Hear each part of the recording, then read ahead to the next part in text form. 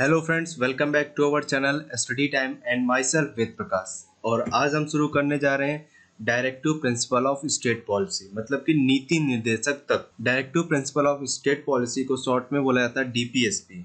And DPSP को Indian constitution में part 4 में आर्टिकल नंबर 36 से लेकर के आर्टिकल नंबर 13 के बीच में मेंशन किया गया है। डीपीएसपी को इंडियन कॉन्स्टिट्यूशन में एरिस कॉन्स्टिट्यूशन से लिया गया है, मतलब कि आयरलैंड की कॉन्स्टिट्यूशन से इसे लिया गया है। और जो हमारा डीपीएसपी है ये डिनोट करता है कि अगर कोई स्टेट अगर कोई भी पॉलिसी बनाती है या फिर कोई लॉ अप्लाई करती है तो इस केस में वो डीपीएसपी को ध्यान में रख करके ये चीजें करेगी। डीपीएसपी को इंस्ट्रूमेंट ऑफ इंस्ट्रक्शन भी कहा जाता है। और जो डीपीएसपी है ये एक नॉन जस्टिसिएबल पार्ट होता है हमारे इंडियन कॉन्स्टिट्यूशन का। इसका मतलब ये है कि अगर डीपीएसपी में किसी प्रकार का वायलेशन होता है तो आप इसके लिए जुडिशरी के पास नहीं जा सकते, मतलब कि आप किसी भी कोर्ट में नहीं जा सकते, चाहे वो हाई कोर्ट हो चाहे वो सुप्रीम कोर्ट हो।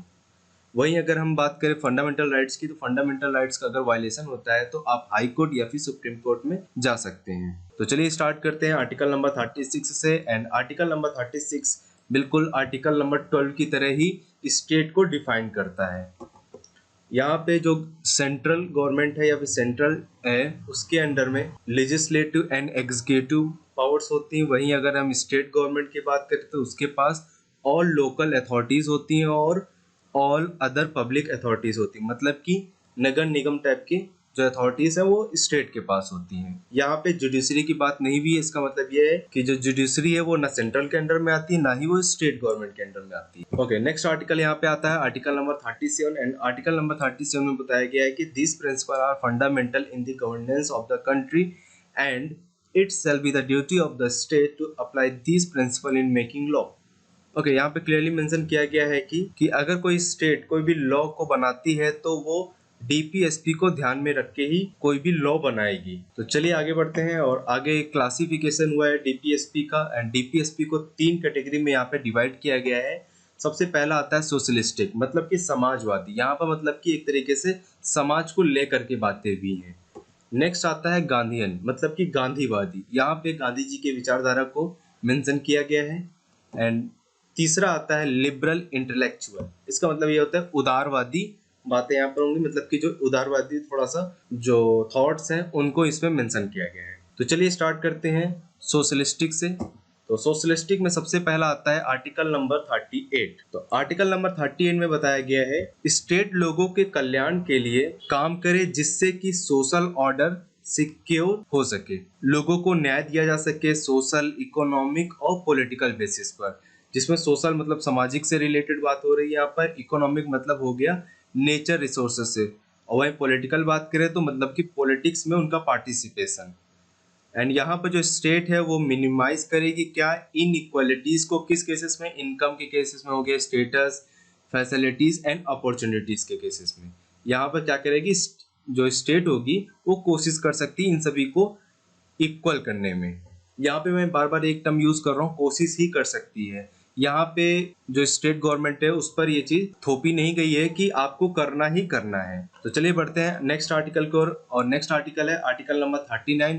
इसमें कई चीजें मेंशन की गई हैं। तो सबसे पहला इसमें आता है कि जो स्टेट होगी वो सभी सिटीजन को उनके अच्छे जीवन यापन के लिए नौकरी वगैरह देगी। नेक्स्ट यहाँ पे बात हुई है कि जो मटेरियल रिसोर्सेस हैं वो सभी में इक्वली डिस्ट्रीब्यूट होगा। एंड जो स्टेट होगी वो प्रिवेंट करेगी कंसंट्रेशन ऑफ वेल्थ का, मतलब कि अमीरी और गरीबी के बीच की जो खाई है उसको बराबर करने के लिए स्टेट कोशिश करेगा। नेक्स्ट आता है कि equal pay for equal work for man and women, मतलब कि आदमी औरत को अगर वो सेम वर्क कर रहे हैं तो उसके लिए सेम अमाउंट ही उनको दिया जाएगा, मतलब कि इक्वल पे किया जाएगा। ऐसा नहीं होगा कि आदमियों को ज्यादा पैसा दिया जाए औरतों के कंपैरिजन में। इसका मतलब यहाँ पे इक्वलिटी की बात हो रही है। ओके, नेक्स्ट आता है यहाँ पर कि जो prevention of the health and strength of worker and children against forcible abuse. यहाँ पे जो वर्कर हैं, बच्चे हैं, उनसे फोर्सिबल काम करवाया जाता है और उनकी हेल्थ का भी ध्यान नहीं रखा जाता और उन्हें कोई भी पैसा वगैरह नहीं दिया जाता। तो इसको रोकने के लिए स्टेट कोशिश करेगा कि लोगों से ऐसे काम ना करवाए जाए और बच्चों से तो खासकर कोई काम ही ना करवाया जाए। ओके, एंड लास्ट हमारे पास opportunities for healthy development of children. ये जो है हमारा लास्ट ऑप्शन यहाँ पर 6 नंबर, मतलब कि एफ जो है उसे बाद में अमेंडमेंट के थ्रू इसमें ऐड किया गया। फिर आता है article number 39A, to promote equal justice and to provide free legal aids to the poor, मतलब गरीबों को यहाँ पर समान न्याय प्राप्त हो और उनको फ्री लीगल जो राइट्स हैं, मतलब लीगल एड्स हैं, वो मिल सके। फिर आते हैं आर्टिकल नंबर 41 की ओर। देखिए 39 के बाद हम लोग डायरेक्टली 41 पर आ रहे हैं, क्योंकि जो आर्टिकल नंबर 40 है वो गांधीयन प्रिंसिपल पर डिपेंड करता है। तो चलिए जान लेते हैं article number 41। And article number 41 बोला गया कि अनएम्प्लॉयमेंट, ओल्ड एज, सिकनेस और डिसेबल के केसेस में उनका स्टेट राइट टू वर्क, मतलब कि उनको काम प्रदान करेगी, एजुकेशन देगी और पब्लिक असेसमेंट देगी। किसको? अनएम्प्लॉयमेंट और ओल्ड एज एंड सिकनेस और डिसेबल लोग। फिर आता है आर्टिकल नंबर 42। आर्टिकल नंबर 42 में बोला गया है कि जो वर्कर हैं उनको काम करने लायक उनके कंडीशन के अकॉर्डिंग एक कंडीशन, मतलब कि एक एनवायरनमेंट क्रिएट किया जाएगा और वहीं पर उनको मैटरनिटी रिलीफ भी यहाँ पे दी जाएगी। नेक्स्ट आर्टिकल आता है आर्टिकल नंबर 43 एंड इसमें बोला गया है कि सभी वर्कर को लिविंग वेज मिले, मतलब कि उनकी सैलरी अच्छी होनी चाहिए जिससे कि उनका एक अच्छा जीवन यापन हो सके, उन्हें सोशल और कल्चरल अपॉर्चुनिटीज भी मिल सके। एंड आर्टिकल नंबर 43 के बाद आता है आर्टिकल नंबर 43A। इसमें बोला गया है कि जो वर्कर्स हैं उन्हें मैनेजमेंट ऑफ इंडस्ट्रीज, मतलब कि इंडस्ट्रीज के मैनेजमेंट में भी पार्टिसिपेशन करने का मौका मिले। आर्टिकल नंबर 43A के बाद यहाँ पे सोशलिस्टिक प्रिंसिपल एंड हो जाते हैं और यहाँ से स्टार्ट होता है गांधीयन प्रिंसिपल, जो कि गांधी जी के विचारधारा से प्रेरित है। तो सबसे पहले आता है आर्टिकल नंबर 40। इसमें बोला गया है कि टू ऑर्गेनाइज विलेज पंचायत, मतलब कि यहाँ पर कि जो विलेज होगा, गांव होगा, वहाँ पे उनके गांव की पंचायत होगी, जिससे कि उनको ये लगे कि जो गवर्नमेंट है वो उनकी खुद की चल रही है और वो सेंटर से दूर न रह सके, मतलब अपने आप को अलग महसूस ना करें, इसके लिए गांव में पंचायत होगी। फिर आता है article number 43 and article number 43 में बोला गया to promote cottage industries. Okay, तो यहाँ पे कॉटेज इंडस्ट्री जो होते हैं, छोटे वर्क्स, मतलब कि स्मॉल स्केल इंडस्ट्रीज जो हैं, मतलब जिसमें कि दुन्ने बनाना, कागज के लिफाफे बनाना, मतलब ये जो छोटे छोटे वर्क होते हैं जिसे लोग घरों में भी कर लेते हैं, तो इन सब चीज़ों को प्रमोट करें। ठीक है, तो यहाँ पे क्या करेगी, स्टेट कोशिश करेगी कि कॉटेज इंडस्ट्रीज ज़्यादा से ज़्यादा लग सके।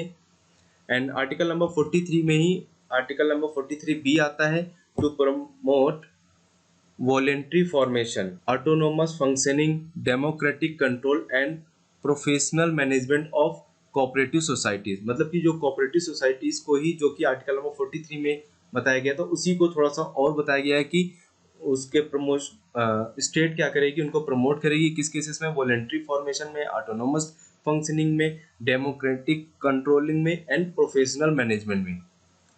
एंड आफ्टर आर्टिकल 43B के बाद यहाँ पर आता है आर्टिकल नंबर 46, जिसमें बोला गया है कि जो वीकर सेक्शन में आते हैं या फिर SC/ST की बात करें तो उनके पास एजुकेशनल एंड इकोनॉमिक इंटरेस्ट उनको मिल सके, इसलिए उनको शिक्षा मिले और इकोनॉमिक इंटरेस्ट मिल सके, इसके लिए स्टेट काम करेगी। साथ ही साथ स्टेट प्रोटेक्ट करेगी किससे, सोशल इनजस्टिस से और एक्सप्लॉयटेशन से।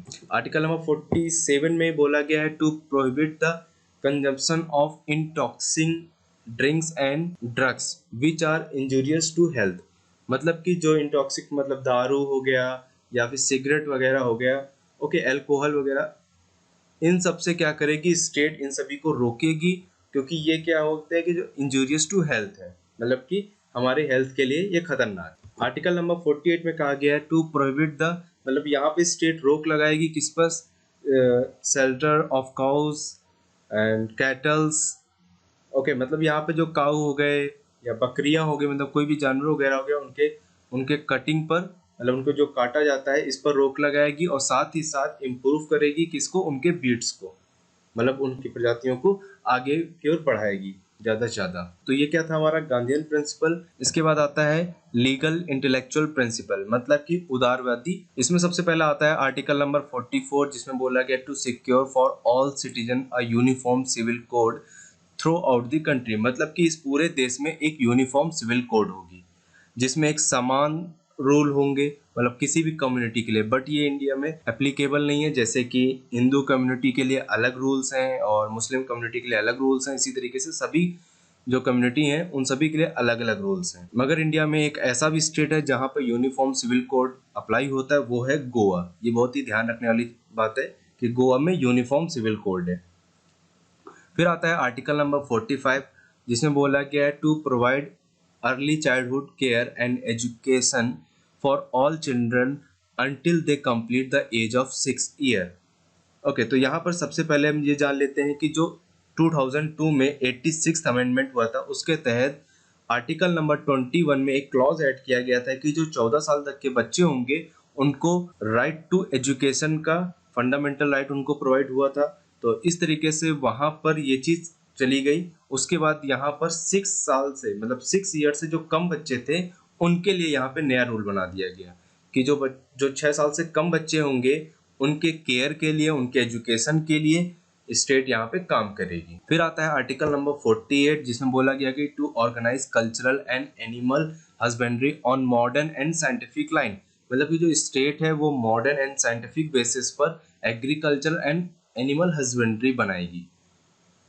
फिर आता है आर्टिकल नंबर 49 जिसमें बोला गया है to protect mountain places and object of historic interest which are declared to be national importance, मतलब कि जो माउंटेन प्लेस या फिर कोई भी ऑब्जेक्ट जो हिस्टोरिक हो वो अगर नेशनल इंपॉर्टेंस में आ गया है, डिक्लेयर हो गया है, तो उनके लिए, उनकी सुरक्षा के लिए स्टेट काम करेगी। फिर आता है आर्टिकल नंबर 50 जिसमें बोला गया है to separate the judiciary from the executive in the public service of the state, मतलब कि जो जुडिशरी है उसे एग्जीक्यूटिव से अलग करके रखना है पब्लिक सर्विस के केसेस में, ये स्टेट का काम रहेगा। एंड सबसे लास्ट में आता है यहाँ पर आर्टिकल नंबर 51 जो कि डीपीएसपी और लिबरल इंटेलेक्चुअल प्रिंसिपल का लास्ट आर्टिकल होता है जिसमें बोला गया है कि जो आपके इंटरनेशनल रिलेशन होंगे वो आपके अच्छे होने चाहिए, पीसफुल होने चाहिए, सिक्योरिटी से रिलेटेड जो भी बातें होंगी वो सही होनी चाहिए, मतलब कि यहाँ पे इंटरनेशनल रिलेशन को प्रेजेंट किया गया है, यहाँ पे एक्सप्लेन किया गया है। तो इस तरीके से हमारा डीपीएसपी एंड होता है। चलिए मगर यहाँ पे जान लेते हैं कि कुछ नए डीपीएसपी जो हमारे प्रिंसिपल्स थे वो ऐड हुए थे 42nd अमेंडमेंट में जो कि 1976 में हुआ था। सबसे पहले आता है आर्टिकल नंबर 39 में जो सबसे लास्ट क्लॉज था कि to secure opportunities for healthy development of children, तो वो हमारा 42nd अमेंडमेंट के थ्रू ऐड हुआ था।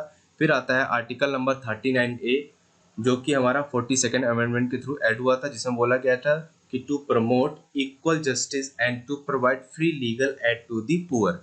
फिर आता है to take step to secure the participation of worker in the management of industries जो कि आर्टिकल नंबर 43A है। एंड एक और यहाँ पे ऐड हुआ था आर्टिकल नंबर 48A जिसमें बोला गया था to protect and improve the environment and to safeguard forest and wild life. तो ये भी हमारे ये चारों जो हैं वो 42nd अमेंडमेंट एक्ट ऑफ 1973 के थ्रू डायरेक्टिव प्रिंसिपल में ऐड किए गए थे। तो इस तरीके से हमारा यहाँ पे डीपीएसपी खत्म होता है। तो चलिए जान लेते हैं हमारा प्रीवियस क्वेश्चन क्या था। हमारा प्रीवियस क्वेश्चन था which article was called the soul of the constitution and very heart of it. ये किसने कहा था, पहले ये जान लेते हैं। ये कहा था डॉक्टर BR अम्बेडकर जी ने। तो इसका करेक्ट आंसर है यहाँ पर आर्टिकल नंबर 32। तो चलिए जान लेते हैं क्वेश्चन ऑफ द डे का। क्वेश्चन आज का क्या है, आज का क्वेश्चन है how many article in DPSP. तो first option is 15, second option is 16, third option is 17 and fourth option is 18। तो आप हमें अपना आंसर कमेंट बॉक्स में दे सकते हैं। अगर आपको हमारा ये वीडियो पसंद आया तो प्लीज़ इसे लाइक करें और अपने दोस्तों के साथ शेयर करें। अगर आप हमारे वीडियो को देखते हैं और अभी तक सब्सक्राइब नहीं किया है तो प्लीज़ सबसे पहले इसे सब्सक्राइब कर लें और बेल आइकन दबाना बिल्कुल भी ना भूलें जिससे कि आपको आने वाले वीडियो के नोटिफिकेशन मिल सकें। और अगर आपको करंट अफेयर्स भी चाहिए तो आप हमारा इंस्टाग्राम पेज को फॉलो कर सकते हैं जिसका लिंक डिस्क्रिप्शन में दिया हुआ है। और यहाँ तक का वीडियो देखने के लिए बहुत बहुत धन्यवाद।